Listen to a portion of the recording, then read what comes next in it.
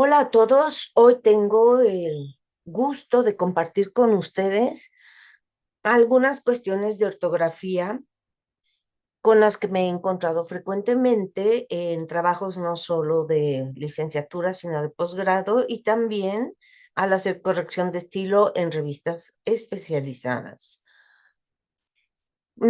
Sobre estas cuestiones ortográficas vamos a empezar con detallitos como el uso de diacríticos. Este es un uso muy divertido. Aquí tenemos un ejemplo. Que Dios te bendiga es la primera expresión que tenemos aquí en nuestra presentación. Este ejemplo en particular fue un caso muy comentado en la licenciatura en letras en la universidad donde yo trabajo, porque la profesora de ortografía le dijo a los alumnos que ese que, por ir entre signos de admiración, debía llevar tilde. Este es un error muy común. Este que no es un tilde, no lleva tilde porque no es un pronombre de admiración ni de interrogación, es un nexo. Aquí tenemos lo que sería el equivalente a una frase cortada. Quiero que Dios te bendiga. Quiero eso. Entonces está metiendo una oración subordinada. Es un nexo de subordinada. No lleva tilde. Les doy este ejemplo no por minusvalorar a la profesora de ortografía, pero si una profesora de ortografía comete este error, pues no nos preocupemos porque todos tenemos errores, ¿no? Lo interesante de esta presentación es que veamos algunos casos que he encontrado y que me han divertido y que quiero compartir con ustedes para que aprendamos, corrijamos y no caigamos en casos como este, ¿no? Entonces aquí, escúchenlo, es átono, que Dios te bendiga. No digo que Dios te bendiga, que eso sería como una interrogación, ¿no? ¿Cuál de los dioses te bendice? No, aquí es que Dios te bendiga. La palabra tónica, Dios y bendiga, son dos palabras tónicas. Ese que es átono, no tiene acento prosódico, por lo tanto, menos va a tener acento ortográfico. Luego tenemos otro parrafito. Puse en bold, en negritas, las palabras que están en la lista de diacríticos. Tenemos que en dónde estaba cuando llamaron a ese lugar donde finjo trabajar. Otra vez, este que, el primero, es un relativo, no lleva tilde, no tiene acento prosódico. Este donde sí tiene acento prosódico. Que en dónde estaba, fíjense cómo el que no tiene acento prosódico, el donde sí. Cuando me faltó ponerlo en negrita, pero también es un diacrítico y es átono, no lleva tilde. Este donde, escúchenlo, es átono. que en dónde estaba cuando llamaron a ese lugar donde finjo trabajar, la diferencia entre dónde, tónico, y dónde, átono. Estaba en el rock and roll. Digo, he pedido 1000 veces que no me busquen a las 10 de la mañana, otra vez un qué, átono. Incluso he explicado, si alguien llega, que tome el libro de biología color azul. ¡Qué maravilla! Aquí sí tengo un pronombre interrogativo. ¡Qué maravilla! Ese sí es tónico, lleva tilde, para distinguirlo de los átonos. O el rojo con la portada más fea que podrán ver, otro que átono. Tiene un par de helechos descoloridos que provocan estornudos.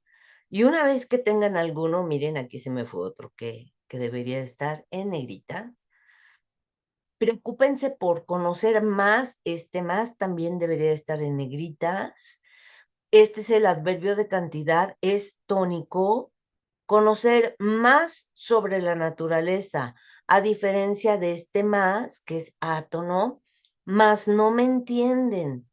El más átono es una conjunción adversativa, es decir, es sinónimo de pero no me entienden.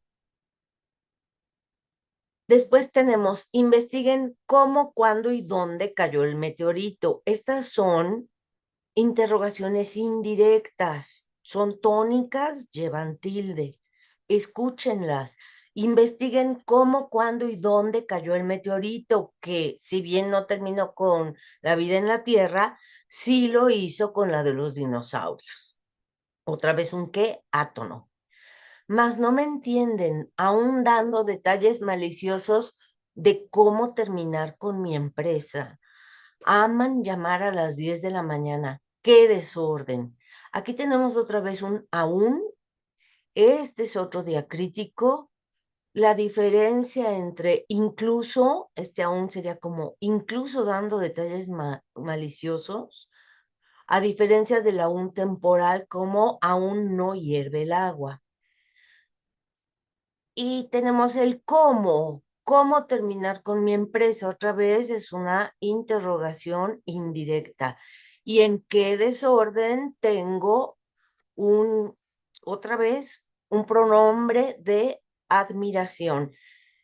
Desde 1999, la ortografía oficial de la Real Academia Española ha tomado en cuenta ya no el criterio semántico, sino fonológico para determinar cuándo llevan tilde y cuándo no los diacríticos.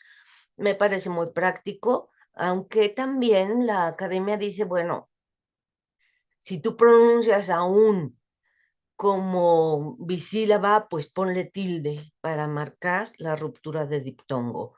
Eso ya me parece un poco más complicado, pero bueno, la academia toma estas decisiones con base en el habla de la mayoría en el corpus que tiene. Les sugiero que vayan a su página para que vean qué corpus tan rico. Es el corpus más grande que hay de lengua española en todo el mundo. Y entonces toman decisiones con base en la mayoría de los hablantes de lengua española en norma culta en todo el mundo. Vamos a la siguiente presentación, aquí, la siguiente diapositiva. Casos de anfibología. Son casos, dramas de la vida real que he encontrado en clase.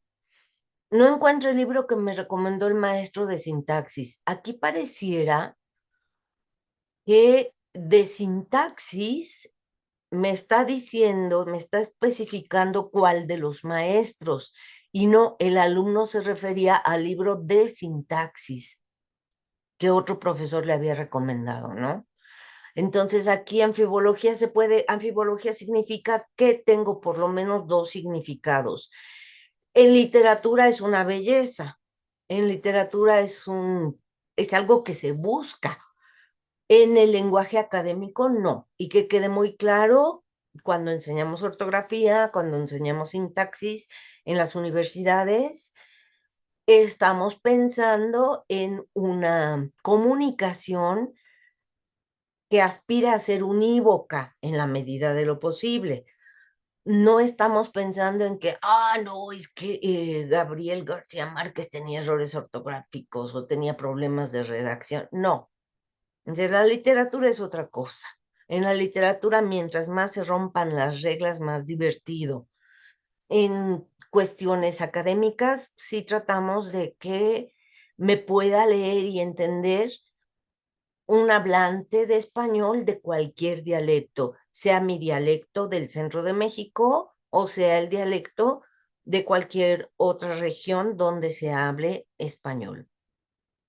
El segundo ejemplo es una muñequita quitapenas. Le cuentas tu pena, la pones bajo la almohada y al otro día desaparece. Aquí de lo que se está hablando es de la muñequita quitapenas. Ese es el objeto de nuestro discurso. Es a la muñequita a quien le cuentas tu pena, es a la muñequita a la que pones bajo la almohada, pero luego hay un cambio de sujeto y al otro día desaparece. Lo que desaparece es la pena, no la muñequita, pero en esta redacción parece que lo que desaparece es la muñequita. Imagínense meter algo debajo de la almohada y al día siguiente no está. Yo pondría cámaras en la casa. Hay aquí un gatito acaba de hacer de las suyas con el teclado. Después tenemos, ayer estuve pensando en la playa. Aquí no sabemos qué pasó. Si esta persona estaba en la playa y ahí pensaba, o si estaba en una ciudad en el centro del país y desde ahí pensaba en la playa. Y luego encontré a Daniel cuando iba hacia la prepa. ¿Quién iba hacia la prepa? ¿El sujeto de enunciación o de Daniel? No lo sabemos. Esto es anfibología, reitero, en literatura, es un efecto buscado. En el lenguaje académico debemos evitarla, a menos que estemos haciendo trampa. Ejemplos de puntos suspensivos cuya función es interrumpir una enumeración. Tenemos, nosotros somos los locos, otros son loros, otros topos o zoólogos, o como vosotros, ontólogos. Yo no los compongo con shocks, no los troncho, no los rompo, no los normo. Y esos puntos suspensivos significan que la enumeración continúa, que hay más opciones, cada quien puede agregarlas. Pero cuidado, porque de repente nos encontramos con que alguien pone dos verbos o dos adjetivos o dos sustantivos y luego puntos suspensivos. No, miren, aquí tengo, compongo, troncho, un, dos, tres, cuatro, tengo cuatro. Entonces digo, con cuatro ya sabemos que estoy dando ejemplos y que puedo agregar más, pero quiero aprovechar el espacio y el tiempo en otras cosas. Este es un uso correcto de los puntos suspensivos que interrumpen una enumeración que el lector puede continuar. Tenemos ahora puntos suspensivos que interrumpen diálogo. Aquí estamos en literatura. Yo he procurado hacerme entender, convencerlos de que soy un verdadero correligionario y este personaje es interrumpido, por eso los puntos suspensivos. Él no quiso dejar flotando un efecto narrativo, sino que su interlocutor lo interrumpe, ¿no? Tenemos aquí a Demetrio. ¿Corre qué? Inquirió Demetrio tendiendo una oreja. O sea, Demetrio no entendió que era correligionario y lo interrumpe para preguntarle sobre esa palabra. Y otra vez recupera la voz el personaje anterior, correligionario, mi jefe. Puntos suspensivos, es decir, que persigo los mismos ideales y defiendo la misma causa que ustedes defienden. ¿Por qué pongo un ejemplo de literatura? Porque en alguna ocasión un profesor muy connotado, muy respetado, hizo trabajo de campo, recuperó tradición oral y se quedó con una duda, ¿no? Me preguntó, ¿qué hago con los términos que están cortados? Con el lenguaje popular, ¿cómo lo transcribo en este libro, que es un libro académico? Y entonces, pues le expliqué algunas opciones que tenemos desde la lingüística para hacer transcripción. Y esta es una de ellas, ¿no? Que como si yo quiero reflejar la interrupción de un discurso, uso los puntos suspensivos. Ahora tenemos unos puntos suspensivos muy divertidos, los que buscan sorprender al lector. Hay muchos ejemplos, como ahora tenemos el tiempo muy contado, pues elegí uno muy bobo, pero muy claro. Arriba de la quebrada estaba cantando un gringo.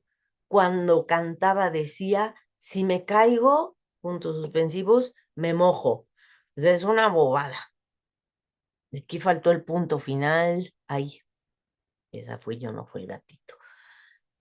Y la quebrada es un sitio en Acapulco, seguramente muchos de ustedes lo conocen, un sitio en Acapulco donde llega el mar, es mar abierto, y ahí hay algunos jóvenes que se lanzan desde lo alto del acantilado al mar, es peligrosísimo, hay rocas abajo, pero es un espectáculo muy buscado, muy popular en México.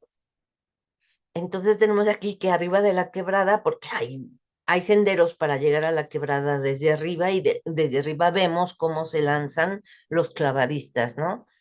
A eso se refiere esta,